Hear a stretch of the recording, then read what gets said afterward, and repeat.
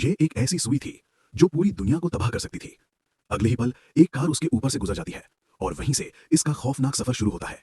जैसे ही आदमी उसे टायर के नीचे से निकालता है, दोनों देखकर शॉक हो जाते हैं। कार आंखों के सामने धीरे धीरे बैठने लगती है, जैसे उसकी सारी हवा निकल रही हो। उन्हें तुरंत समझ आ जाता है, प्रॉब्लम इसी सुई की है। थोड़ी देर बाद वो उसे दीवार में घुसी हुई पाते हैं। जैसे ही उसे निकाला जाता है, पूरी बिल्डिंग भी उसी कार की तरह कोलैप्स होने लगती है।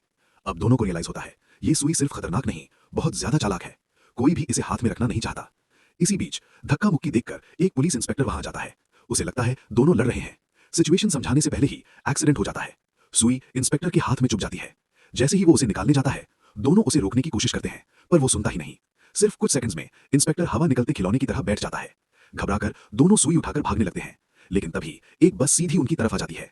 आखिरी मोमेंट पर आदमी सुई को बस की तरफ पॉइंट करता है और बस भी तुरंत बैठ जाती है।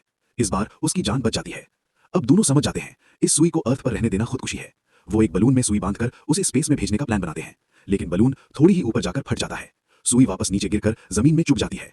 जैसे ही वो नया प्लान सोच रहे होते हैं, देखते हैं वही इंस्पेक्टर खुद में हवा भरकर दोबारा खड़ा हो चुका है और उन्हें पकड़ने की धमकी दे रहा है। डर के मारे दोनों फिर से भागने लगते हैं, पर 2 कदम भी नहीं चलते कि हवा निकलने की आवाज सुनाई देती है। पीछे मुड़कर देखते हैं, जमीन, कपड़े, चीजें सब जगह से हवा निकल रही होती है और धीरे धीरे पूरी दुनिया बैठने लगती है। तब उन्हें समझ आ जाता है, अब इस दुनिया का एंड दूर नहीं। आखिरी पलों में दोनों एक दूसरे को जोर से पकड़कर खड़े रहते हैं और दुनिया के खत्म होने का इंतजार करते हैं।